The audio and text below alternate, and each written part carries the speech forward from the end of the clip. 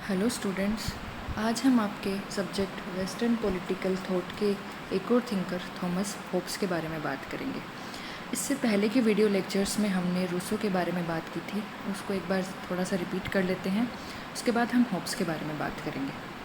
तो रूसो में हमने देखा था कि उन्होंने सबसे पहले अपने मानव स्वभाव पर विचार दिए थे। मानव स्वभाव पर उनका क्या कहना था कि मानव एक सभ्य जंगली था।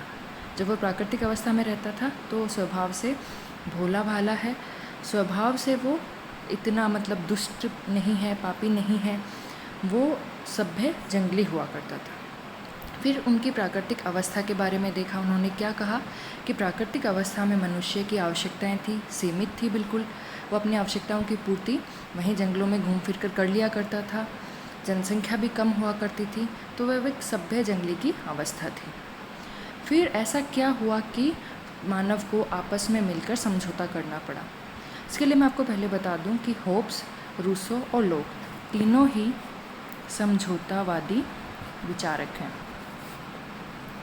समझौतावादी मतलब इन्होंने कहा कि राज्य की उत्पत्ति या राज्य, सरकार, समाज की उत्पत्ति मनुष्यों के आपस में मिलकर समझौता करने से हुई है। राज्य का इवॉल्व नेचुरली नहीं हुआ, पहले राज्य की आवश्यकता नहीं थी, लेकिन कुछ ऐसी परिस्थितियां बनी प्राकृतिक अवस्था में। यहाँ प्राकृतिक अवस्था का क्या मतलब है? राज्य, सरकार और समाज के बनने से पहले की अवस्था के बारे में। ये कोई थिंकर नहीं जानता कि एग्जैक्टली प्राकृतिक अवस्था थी कैसी, लेकिन वो अपने समझौते के बारे में बताने के लिए पहले एक प्राकृतिक अवस्था का क्रिएशन करते हैं कि प्राकृतिक अवस्था ऐसी रही होगी।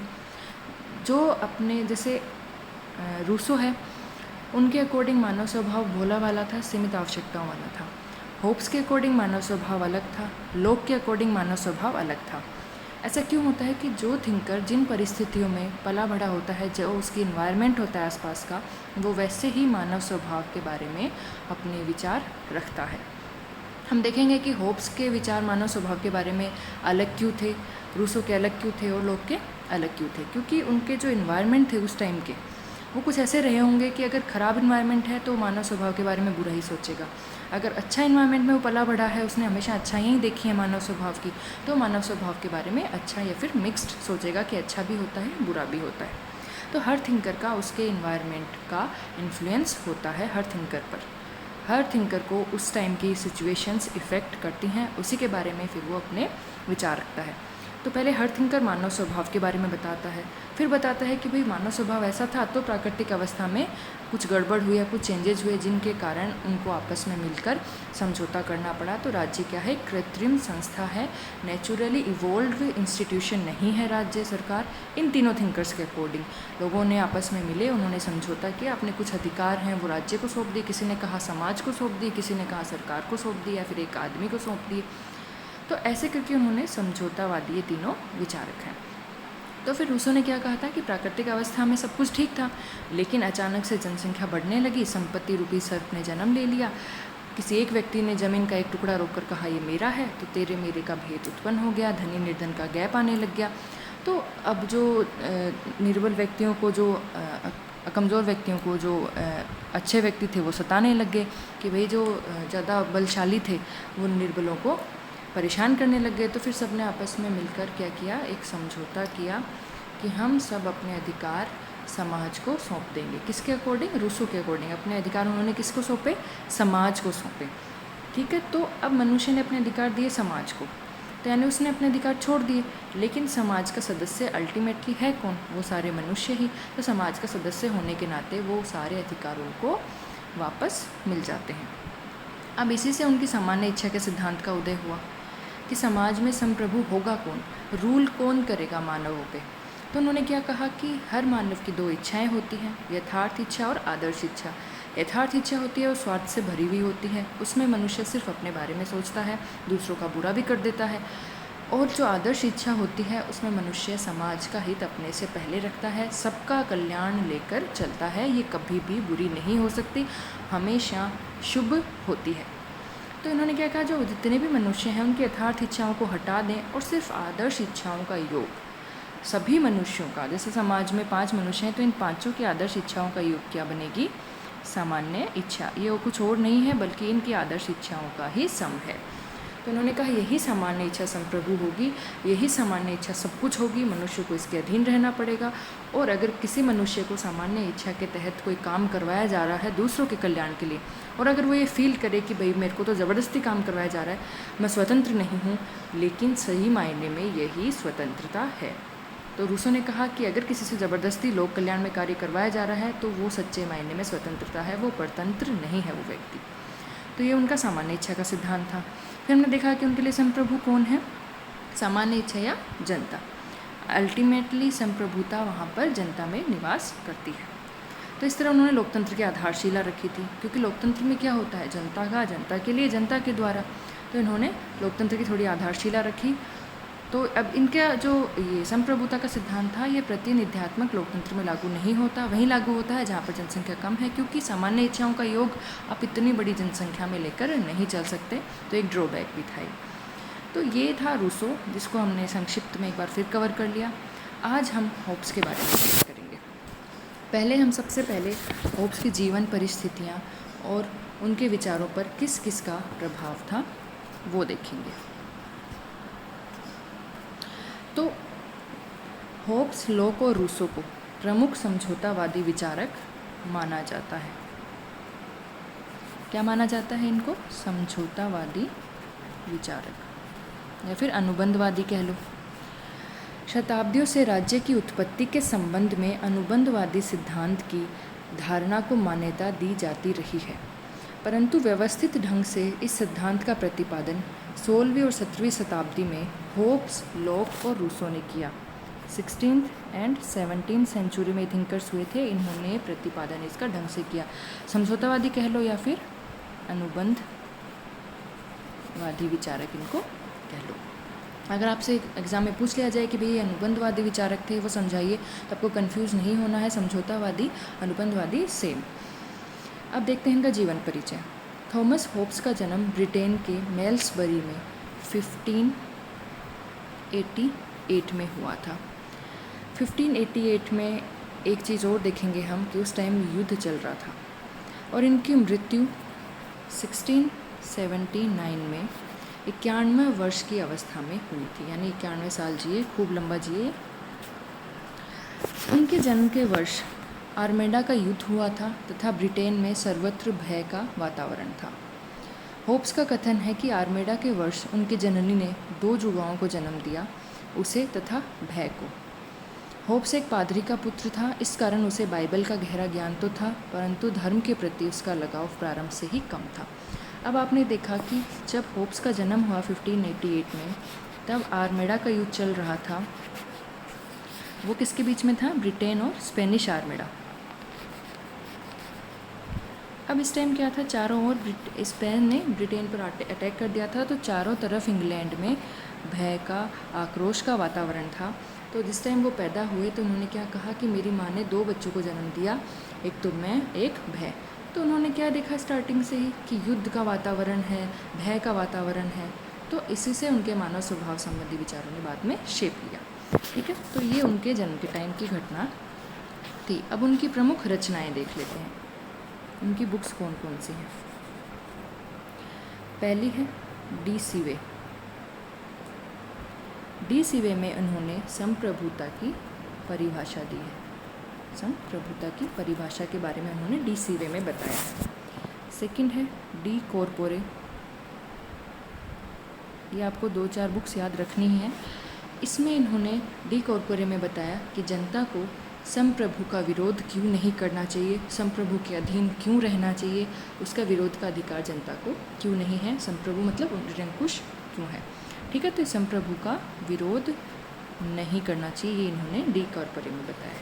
मेन इनकी जो बातें थी एक बुक की, वो हम यहाँ पर देख रहे हैं। फिर इनकी एक बुक है लेवायथन,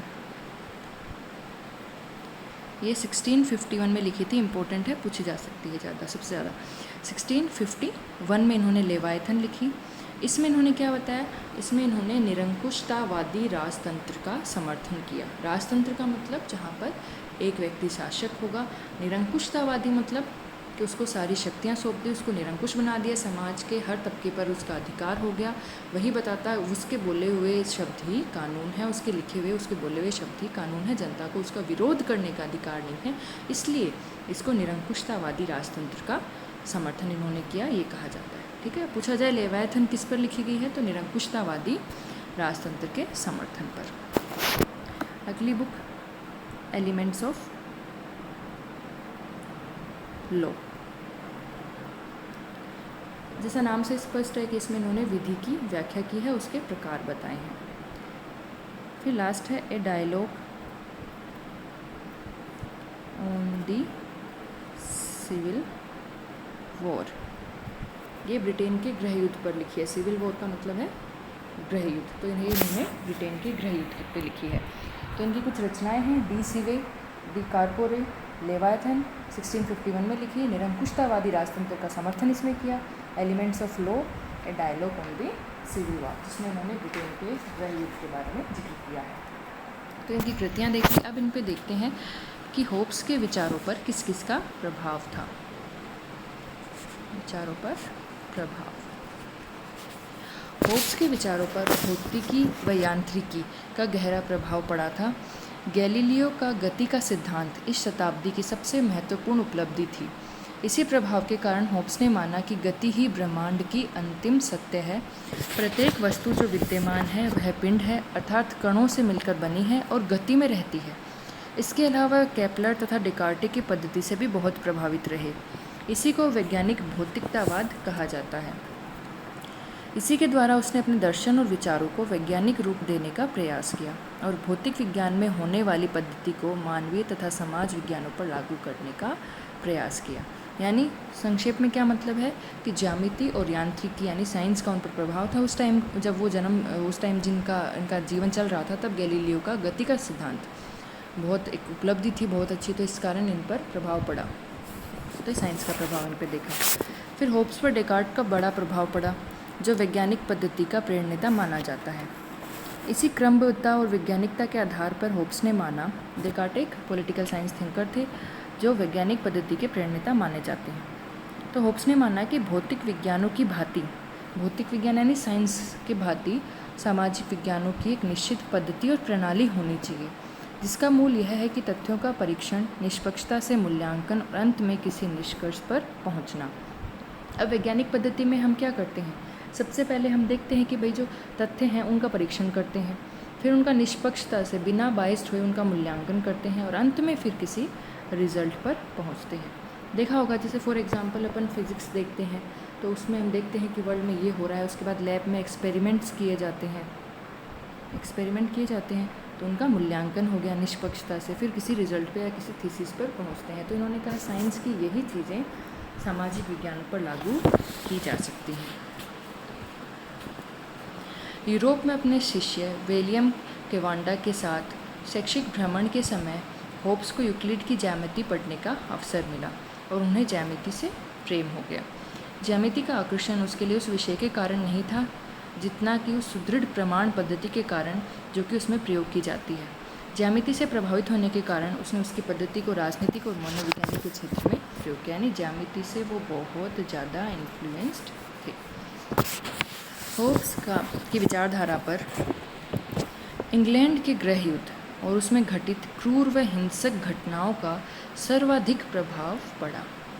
गृह युद्ध के समय इंग्लैंड में अनिश्चितता, असुरक्षा और भय का वातावरण था।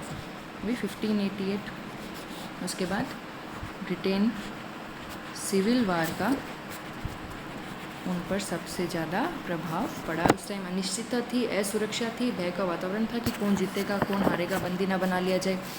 सरकार कारगर और प्रभावी नहीं थी, राजा की शक्ति को सभी ओर से चेतावनी दी जा रही थी। साथ ही इंग्लैंड की चर्च की अधिमान्य स्थिति के संबंध में गहरा असंतोष था। रूढ़िवादी इंग्लैंड ने सरेआम अपने राजा का वध कर दिया था। क्रॉमवेल के नेतृत्व में एक बार गणतंत्र को अपनाया गया था, लेकिन ये प्रयोग पूर्णतया असफल रहा। रिस्टोरेशन के बाद राजतंत्र की पुनः स्थापना हुई और राजतंत्र और भी निरंकुश हो गया। होब्स ने यह सारा आवेशजनक नाटक अपनी आंखों से देखा था, जिसका उसके जीवन विचारों पर गहरा प्रभाव पड़ा।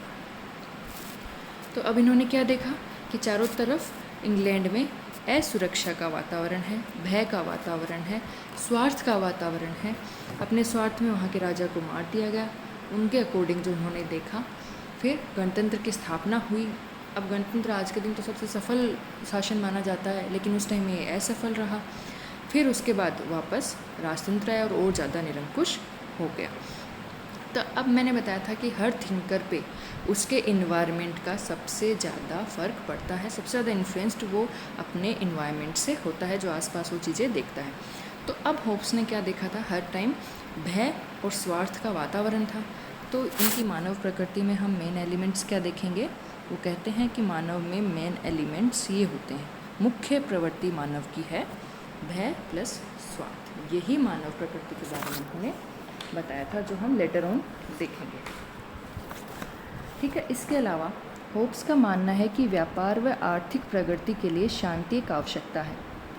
राज्य में एक निश्चित व पूर्ण सत्ता का अभाव था, इसलिए शक्ति के अनेक दावेदारों के कारण यह अव्यवस्था, अशांति और अराजकता की स्थिति हो गई थी। इसी कारण विकास आर्थिक हितों की पूर्ति के लिए एकीकृत सर्वोच्च और निरंकुश राज्य की स्थापना एक पूर्व शर्त बन गई थी। अब क्या हुआ, इन्होंने देखा कि भाई एक राजा है नहीं, कोई सिस्टमेटिक ढंग से काम नहीं कर रहा, तो आर्थिक जो हित हैं उनको काफ़ी नुकसान हो रहा है। तो इन्होंने क्या सोचा कि व्यापार अगर अच्छे से करना है तो राज्य में शांति मेंटेन रहनी चाहिए, पीस मेंटेन वहाँ रहनी चाहिए। लेकिन वहाँ निश्चित और पूर्ण सत्ता का अभाव था, अनेक शक्ति के दावेदार थे, इसलिए हर टाइम क्या था, अशांति थी, अराजकता थी। तो इसलिए इन्होंने क्या कहा कि अगर आपको अपने आर्थिक हितों की पूर्ति करनी है, डेवलपमेंट करना है, तो एक एकीकृत सर्वोच्च और निरंकुश राज्य की स्थापना पूर्व शर्त होनी चाहिए। ठीक है, एक होना चाहिए, वो सर्वोच्च होना चाहिए और वो निरंकुश होना चाहिए। बात बात पर ये नहीं है कि आप राजा को हटा दो। तो इनकी ये सोच बन गई थी।